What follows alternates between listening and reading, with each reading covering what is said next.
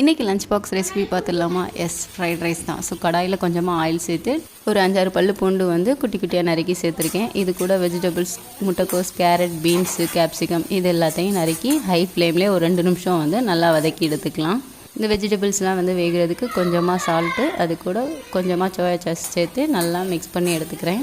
இப்போ வெஜிடபிள்ஸ் எல்லாத்தையும் வந்து ஒரு 2 நிமிஷம் ஹை ஃப்ளேம்லேயே வந்து பிரட்டி எடுத்தோன்னா வடித்து ஆற வச்ச சாதத்தையும் வந்து இதோட மிக்ஸ் பண்ணி எடுத்து ஃபைனலாக பெப்பர் பவுட்ரு ப்ளஸ் மல்லியெல்லாம் தூவி இறக்கிட்டோன்னா நம்ம ஃப்ரைட் ரைஸ் ரெடி.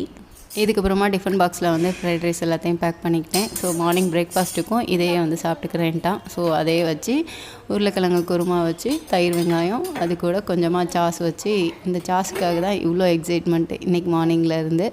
ஸோ ஃபைனலாக அவனுக்கு சாப்பிட கொடுத்ததும் சார் ரொம்பவே ஹாப்பி.